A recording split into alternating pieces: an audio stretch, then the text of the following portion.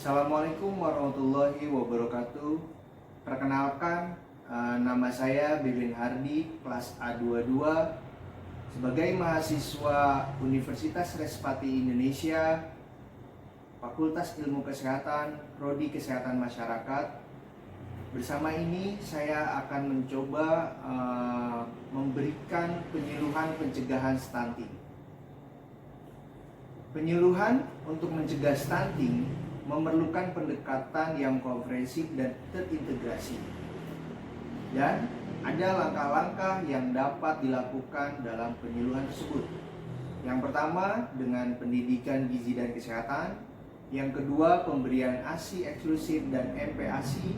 Yang ketiga, hygiene dan sanitasi. Yang keempat, akses terhadap layanan kesehatan.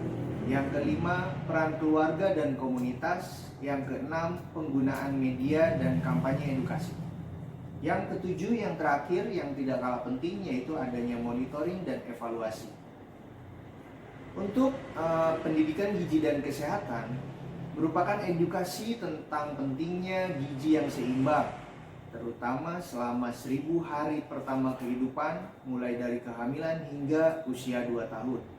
Dalam edukasi ini penting bagi ibu-ibu untuk mengetahui bagaimana memberikan gizi yang seimbang terhadap bayi atau janin di dalam kandungannya, sehingga pas melahirkan atau kelahiran bayi tersebut tidak terjadi stunting. Yang berikutnya juga tidak kalah pentingnya, informasikan mengenai makanan bergizi tinggi seperti protein, vitamin, dan mineral yang penting untuk pertumbuhan anak tersebut, sehingga anak tersebut tidak terjadi stunting. Yang kedua, yang poin kedua tadi tentang pemberian ASI eksklusif dan MPASI, itu penting ditekankan. Pemberian ASI eksklusif selama 6 bulan pertama kehidupan terhadap ibu-ibu menyusui terhadap anaknya, sehingga bisa mencegah stunting itu sendiri. Dan yang tidak kalah penting, berikan panduan mengenai pengenalan makanan pendamping ASI atau MPASI yang seimbang dan bergizi setelah usia 6 bulan bayi tersebut, sehingga dengan konsisten memberikan ASI dan makanan yang bergizi itu bisa mencegah stunting.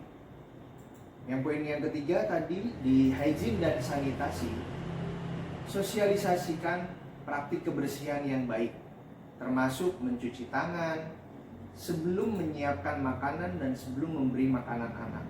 Dalam artian kita harus memperhatikan sebelum atau setelah memberi makan anak, supaya kebersihan tangan kita terjaga, sehingga itu bisa memberikan dampak atau efek yang baik, sehingga tidak terjadi stunting pada anak tersebut.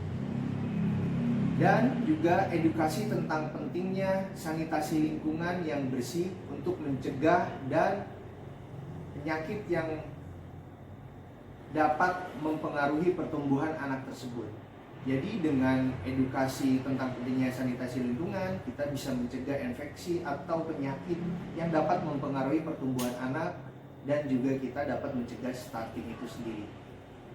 Dan untuk yang poin keempat, akses terhadap layanan kesehatan. Informasikan kepada orang tua atau caregiver tentang pentingnya pemeriksaan kesehatan untuk memantau pertumbuhan anak. Dalam artian, dengan adanya informasi terhadap orang tua bisa memeriksakan kesehatan rutin tentang pertumbuhan anak, sehingga kita mengetahui pertumbuhan anak itu sendiri, sehingga bisa dengan dini kita untuk pencegahan stunting itu tersebut. Yang berikutnya tentang akses terhadap layanan masyarakat, dorong juga orang tua untuk mengunjungi fasilitas kesehatan untuk mendapatkan informasi dari layanan kesehatan yang dibutuhkan. Terkadang beberapa orang tua itu tidak mengerti dan jarang mengunjungi fasilitas kesehatan untuk mendapatkan informasi atau layanan kesehatan yang dibutuhkan terhadap anak, sehingga dengan adanya dorongan atau mengunjungi fasilitas kesehatan secara rutin bisa mencegah stunting. Yang kelima, peran keluarga dan komunitas Jadi kita juga harus melibatkan keluarga dan komunitas untuk mendukung praktik gizi yang baik dan perawatan kesehatan anak. Dengan melibatkan keluarga dan komunitas, sehingga praktik-praktik gizi yang baik, perawatan kesehatan anak bisa lebih teroptimalkan sehingga bisa mencegah stunting itu sendiri. Dan tidak kalah penting, galang dukungan dari tokoh masyarakat atau pemimpin lokal untuk meningkatkan kesadaran dan partisipasi dalam upaya pencegahan stunting tersebut.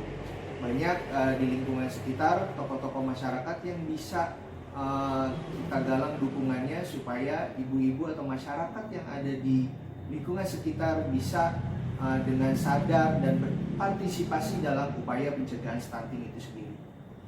Dan poin yang keenam tentang penggunaan media dan kampanye edukasi, tidak kalah penting juga kita gunakan berbagai media komunikasi seperti brosur, poster, video, edukasi, dan sosial media untuk menyampaikan informasi tentang pencegahan stunting. Dengan berbagai brosur, poster, video yang kita gunakan di berbagai media komunikasi, sehingga para ibu-ibu atau masyarakat bisa mendapatkan atau bisa menyampaikan informasi tentang pencegahan stunting itu sendiri. Dan berikutnya, adakan kampanye-kampanye di tingkat lokal atau komunitas untuk meningkatkan kesadaran dan pengetahuan mengenai stunting tersebut. Dengan adanya kampanye yang rutin di tingkat lokal maupun komunitas, bisa meningkatkan kesadaran ibu-ibu atau masyarakat, dan dia dapat pengetahuan yang lebih mengenai stunting itu sendiri. Poin yang terakhir, yang ketujuh, adalah monitoring dan evaluasi. Lakukan monitoring terhadap implementasi penyuluhan dan evaluasi terhadap dampak dan terhadap pengetahuan perilaku masyarakat dalam pencegahan stunting tersebut. Jadi kita harus memonitoring dan mengevaluasi apa saja yang jadi hambatan, apa saja yang jadi kesusahan tentang kita menyampaikan informasi masalah tentang pencegahan stunting itu sendiri di masyarakat. Dengan melakukan monitoring dan evaluasi, berharap semoga ibu-ibu atau masyarakat sendiri bisa dengan kesadaran yang tinggi bisa mencegah stunting terhadap anaknya itu sendiri. Dan dengan melakukan penyuluhan yang terstruktur dan berkelanjutan, diharapkan masyarakat dapat lebih mampu mencegah stunting dengan langkah-langkah yang tepat dan terukur. Demikian itu merupakan penyuluhan pencegahan stunting yang saya sampaikan. Kurang lebihnya mohon maaf. Wabillahi taufiq wal hidayah. Wassalamualaikum warahmatullahi wabarakatuh.